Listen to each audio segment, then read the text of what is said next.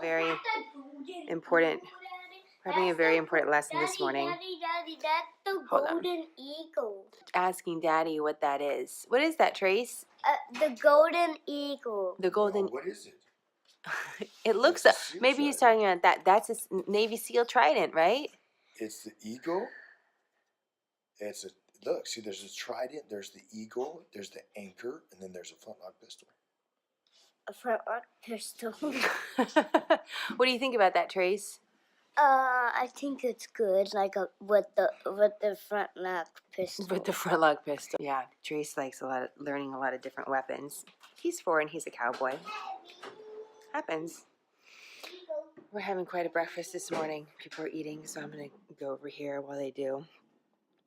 Hope you guys are having a good morning so far. Did you see what happened at the White House yesterday with the president serving fast food for the Clemson Tigers, the national champ college football team?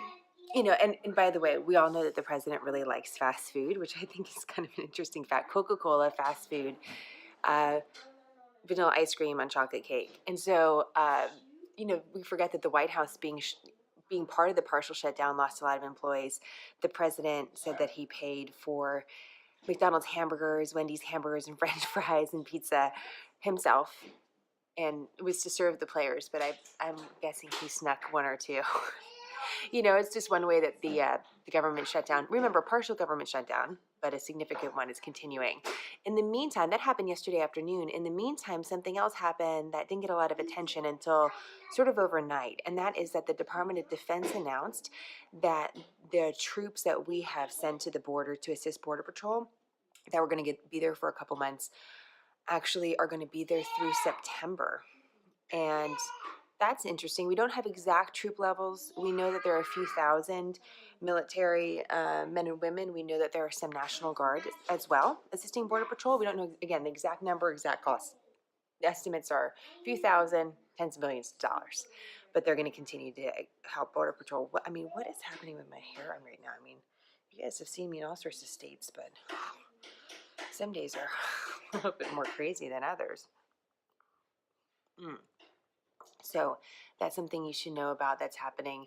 Now Congress is officially back from a long weekend, poor weather, and travel, with lawmakers now on the ground. Let's see if they could come to some sort of a solution. We don't have any indication of that yet. In the meantime, one of the things that we looked at today, because a lot of lawmakers, and you might hear this in the media, are talking about visa overstays and comparing that to numbers with illegal immigration. So we just wanted to take a moment to talk a little bit about that. You know, what are visa overstays? How does it compare to illegal immigration? So visa overstays are anyone that received a visa to travel in the United States or work in the United States that stays here longer than they're allowed. There are some countries where you don't need a visa to travel here. Just think of a country that you can travel to without a visa. Let's say France. Someone from France can come over here for about 90 days and they're still fine to travel. Once they go past that, they are illegally here. They have a legal status. And what's interesting is, regardless of who you are, so let's say you're from a rich family from France and you had a student visa here and you overstayed your student visa, you had the same legal status as someone that came into the country illegally across the border. So you are in violation of U.S. law. You can be deported and you can be rejected or not able to get another visa for, you know, up to a decade, something like that. It's a very serious offense. The difference between visa overstays, and let me just go into the numbers. One thing we always have to reiterate is that we don't know the amount of illegal immigrants that cross the border. We have no idea. We don't know. There's not a reliable number. But we do know the number of border apprehensions or arrests. That number in 2017, which is our most recent data, shows that number was around 300,000. The number of visa overstays, so people that stayed in the country longer than their visas allowed, was around 600,000 for that same year. So it's a much bigger number. But remember, we're only looking at border arrests, and in that 600,000 number, sometimes politicians use 700,000. They're counting all people that stayed past their visas but then left the country. We decided we're not going to use that number. We're going to use the number that reflects the people that came and stayed and continue to stay. Not the ones that are like, oh my gosh, I got to go. You know, so the numbers again for 2017, approximately 300,000 arrested at the border, 600,000 plus visa overstays. There is a major difference though with visa overstays, and it bears just something to consider. When you get a visa, especially when you're not part of the visa waiver program, and even if you are, but let's just say you're not, you're from Venezuela or you're from China and you want to come here, you still have to apply for a visa and you still have to show identification. You have to come up through a port of entry. You're legally coming into the country. You have been screened by the U.S. government. And I think that's an important differential between when you're looking at these numbers between, well, who's a bigger threat to national security? There are certainly people that can come to this country and cause harm that are visa overstays. So it's, it's tough to know, right? It's tough to know who the bad guys are.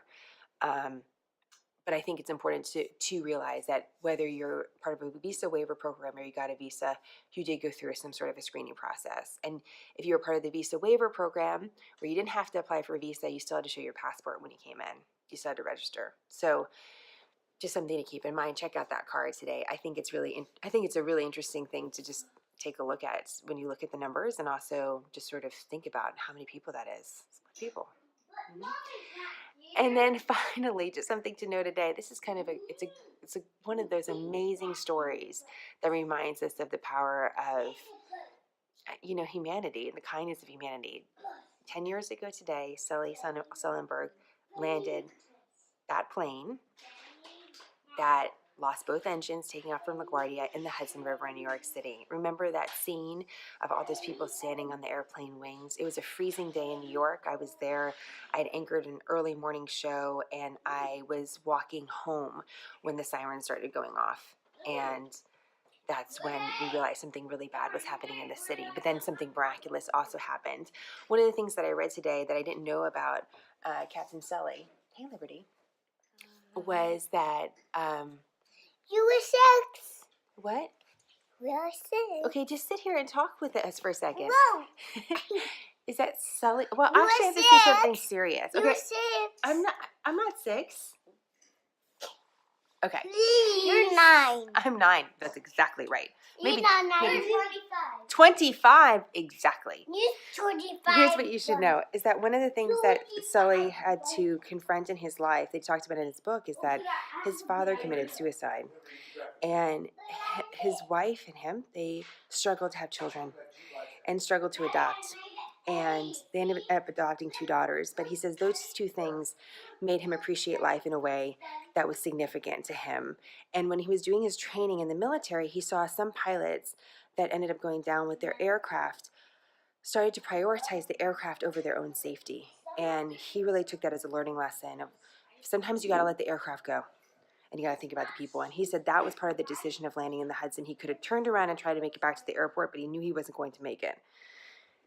That's why he landed. Kind of interesting background about an incredible person who says he's not incredible, but I think we all wish that we were on a plane with him if we were in that situation. All right, guys, have a great day. I hope you're all doing well. Government shutdown continues. A little more information about immigration. Remember, you have military still at the border and will continue to be there. And check out our quote from Sully, Captain Sully today, because it's a really good one.